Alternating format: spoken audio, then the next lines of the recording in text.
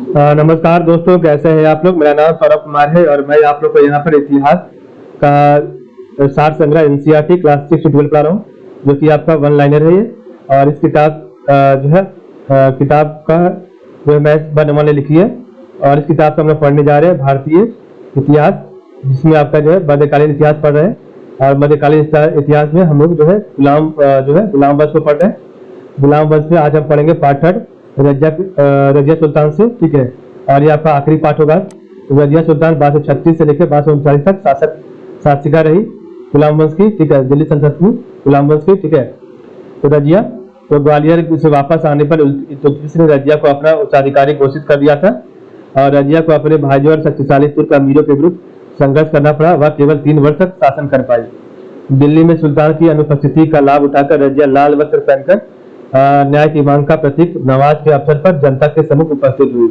उसने शाह तुर्कान के अत्याचारों व राज्य में फैली अव्यवस्था का वर्णन किया तथा आश्वासन दिया कि शासक बनकर वह शांति और एवं सुव्यवस्था स्थापित करेगी। रजिया से तुर्क अमीर और आम जनमानस प्रभावित हो उठे। तुर्क जनता ने राजमहल पर आक्रमण कर शाह तुर्कान को गिरफ्तार कर लिया एवं रजिया को सुल्तान घोषित कर दिया। फिरोज शाह जब विद्रोहियों से भयभीत होकर दिल्ली पहुंचा, तब उसे भी कैद कर लिया गया तथा उसकी हत्या कर दी गई। नवंबर 1236 में रजिया सुल्तान के पद पर प्रतिष्ठित हो गई, ठीक है। रजिया दिल्ली सल्तनत की प्रथम व अंतिम मुस्लिम महिला शासक थी। रजिया दिल्ली सल्तनत की प्रथम व अंतिम मुस्लिम महिला शासक थी। मध्यकालीन महिला शासिकाएं व उनका कार्यक्रम। तो महिला शासक, तो रजिया सुल्तान का जो शासनकाल था 1236 से लेकर 1240 तक था। गुलाम वंश का थी ये, ठीक है। और ये दिल्ली राज पर जो है राज करती थी रानी रुद्ररमा 1260 से लेकर 1291 तक। ये काकतीय वंश की थी, ठीक है। द्वार समुद्र राज्य में मखदूम जहां 1461 से लेकर 1469। बहमानी वंश का दक्षिण बहमनी रानी दुर्गावती 1560 से लेकर 1564। गोंड वंश गढ़कंटनका राज चांद बीबी सुल्तान 1595 से लेकर 1596।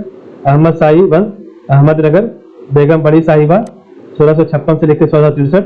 आदिल शाही वंश बीजापुर और ताराबाई 1700 लेकर 1707। भोसले जो है भोसले वंश मराठा राज, ठीक है। तो रजिया सुल्तान दिल्ली राज, रानी रुद्रमा द्वार समुद्र राज, मखदूम जहां दक्षिण बहमनी राज, रानी दुर्गावती गढ़कटंका राज, चांद बीबी सुल्तान अहमदनगर, बेगम बड़ी साहिबा बीजापुर और ताराबाई मराठा।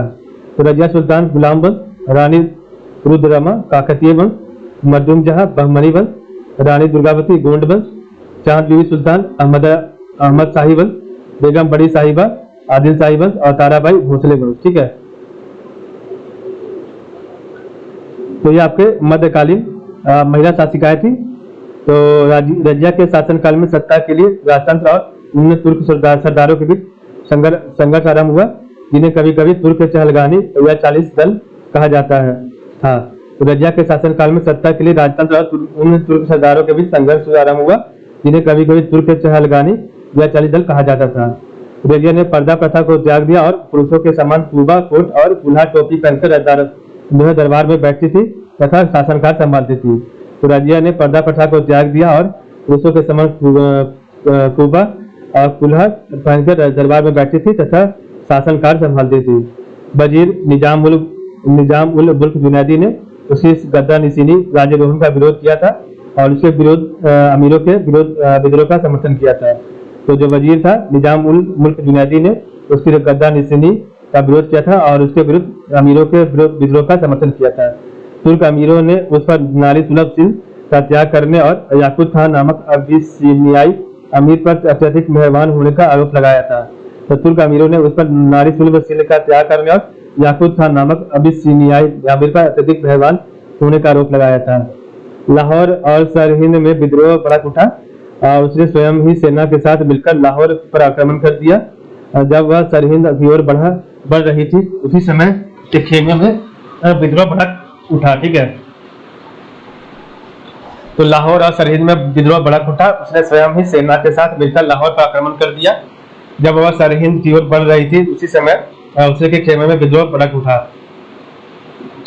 याकूत खां की हत्या कर रजिया को तबहिंद बठिंडा में बंदी बना लिया, परंतु रजिया ने अपने को बंदी बनाने वाले सरदार अल्तुनिया को अपने पक्ष में कर लिया। इसके पश्चात रजिया ने अल्तुनिया से विवाह कर दिल्ली को फिर से विजय करने की एक असफल कोशिश की।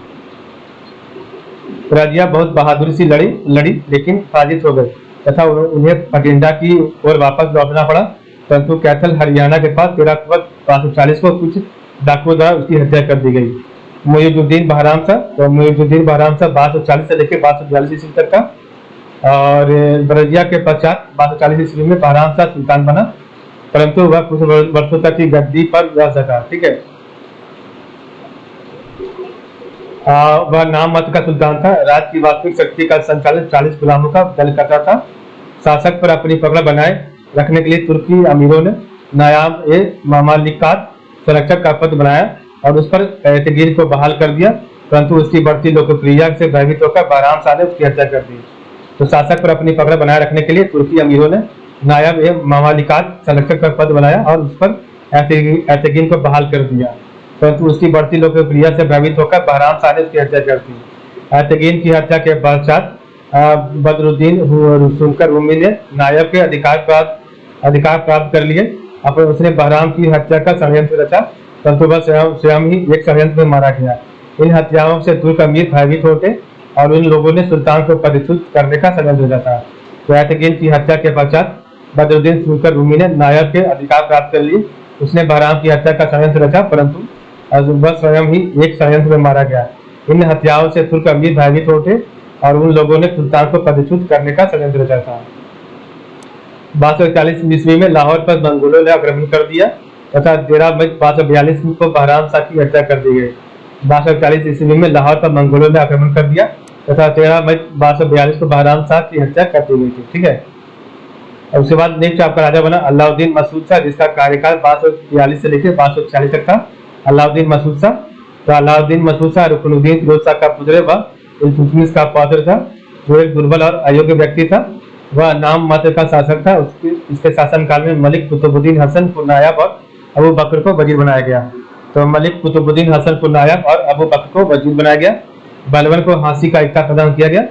इसके समय में शासन की वास्तविक सत्ता वजीर मुहाजुबुद्दीन के हाथों में थी, जो तजाकिस्तान का गैर तुर्क था। ठीक है, तो आपका एक यहाँ पर अबू बकर वजीर था, उसके बाद वजीर बना जो मुहाजुबुद्दीन के हाथों में थी। ठीक है, शासन की वास्तविक सत्ता।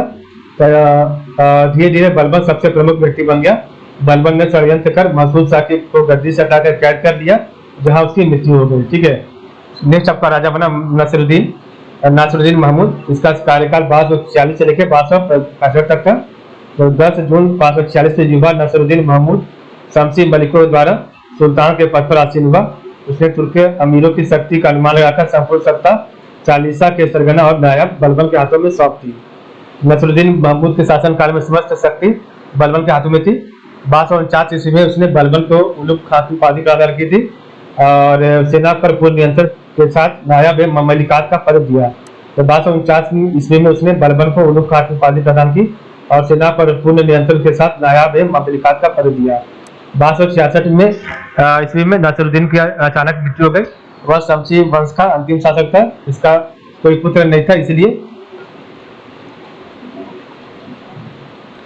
अगला शासक गयासुद्दीन बलबन बना। ठीक है, 1266 ईस्वी में नसरुद्दीन की अचानक मृत्यु हो गई। वह शमसी वंश का अंतिम शासक था। इसका कोई पुत्र नहीं था, इसलिए अगला शासक गयासुद्दीन बलबन बना। बलबन जो है 1265 से लेकर 1287 ईस्वी तक आपका जो है शासक बना। तो उलुग खां का नामक एक तुर्क सरदार 1265 ईस्वी में दिल्ली सल्तनत का गद्दी पर बैठा। वह अपने किताबी नाम बलबन के रूप में इतिहास में प्रसिद्ध हुआ। इसने बलबनी वंश की स्थापना की। बलबन राजपद की शक्ति और प्रतिष्ठा की अभिवृद्धि करने के लिए हमेशा प्रयत्नशील रहा। गद्दी पर अपने पक्ष को मजबूत करने के लिए उसने घोषणा की कि वह विख्यात ईरानी शहंशाह अफरासियाब का वंशज है। ठीक है, तो गद्दी पर अपने पक्ष को मजबूत करने के लिए उसने घोषणा की कि वह विख्यात ईरानी शहंशाह अफरासियाब का वंशज है। अपने कुलीन रक्त का पक्ष सिद्ध करने के लिए बलबन ने खुद को तुर्क अमीरों के हितों के रक्षक के रूप में पेश किया।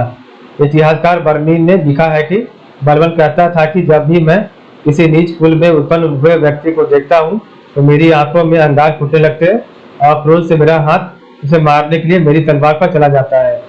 बलबन पहला सुल्तान था जिसने राजतत्व के सिद्धांत का प्रतिपादन किया।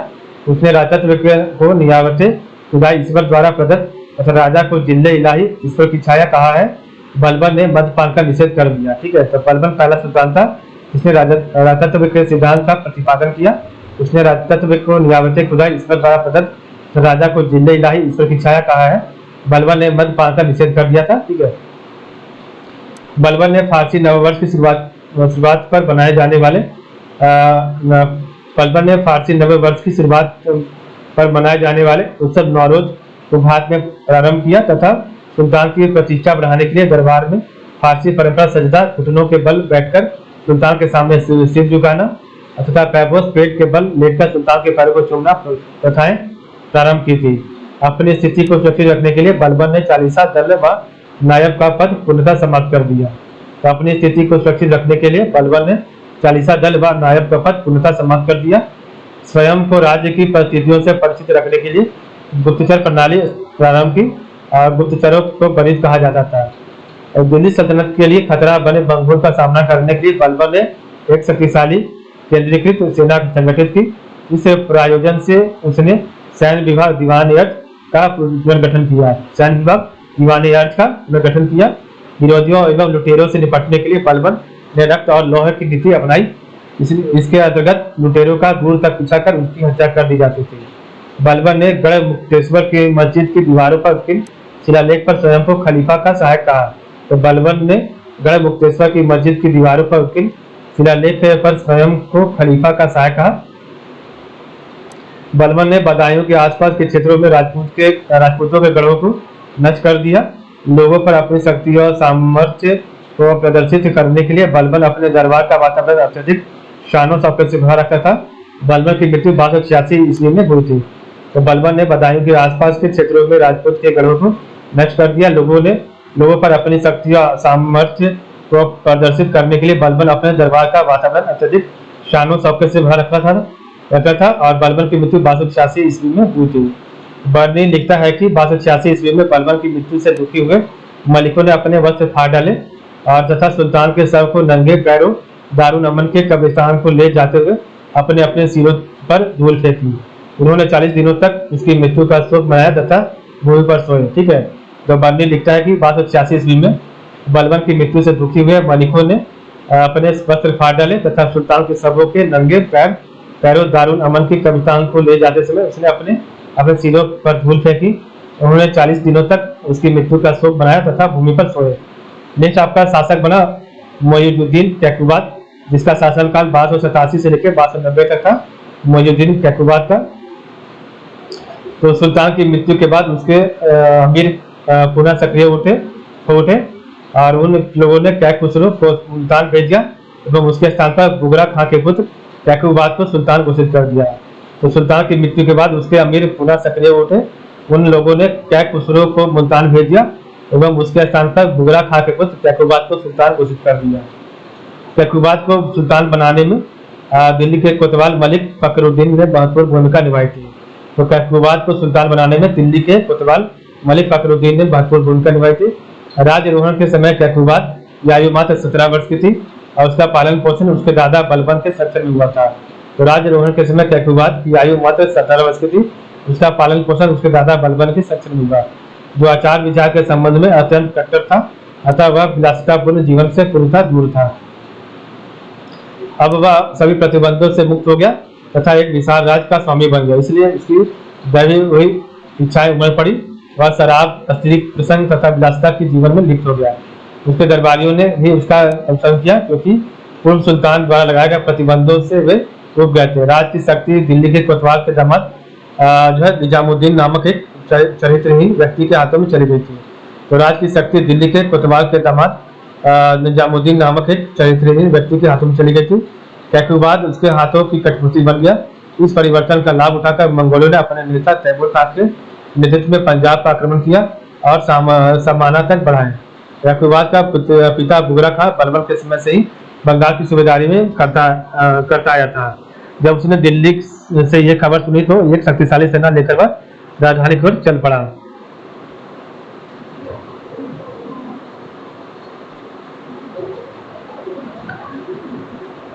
कहा जाता है कि अपने दुर्बल पुत्रों के हाथों से गद्दी छीन लेना उसका मुख्य उद्देश्य था, किंतु एक अन्य लेखक का कहना है कि यह कैकुबात को उचित सलाह देना चाहता था, जिससे वह अमोद प्रिय जीवन त्याग कर राजकाज की ओर ध्यान देने लगे। तो उसका उद्देश्य कुछ भी रहा हो, 1288 ईस्वी में उसने अयोध्या के निकट घाघरा नदी के किनारे अपना डेरा जमा दिया।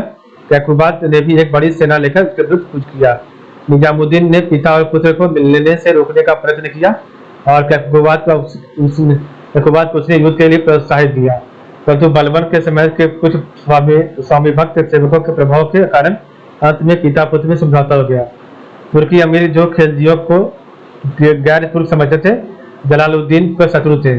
इससे कुछ ही समय पश्चात कैकुबात लकवाग्रस्त हो गया, इसलिए तुर्की अमीरों ने उसके पुत्र को, जो अभी शिशु हुई था, शमसुद्दीन क्यूमर्स के नाम से सिंहासन पर बैठा दिया और क्यूमर्स आपका 1290 में शासक बना। तो तुर्की अमीरों ने कैकुबात के नाबालिग पुत्र क्यूमर्स तृतीय की उपाधि से गद्दी पर बैठाया। जलालुद्दीन उसका संरक्षक नियुक्त हुआ। 3 माह पश्चात क्यूमर्स को बंदी बनाकर उसकी हत्या जलालुद्दीन सुल्तान बन गया। इस प्रकार इलबरी तुर्कों का शासन समाप्त हो गया तथा खिलजी वंश की सत्ता स्थापित हो गई। इस प्रकार हमारा चैप्टर जो है गुलाम वंश खत्म होता है। तो आज के लिए बस इतना ही। आप लोग का बहुत बहुत धन्यवाद।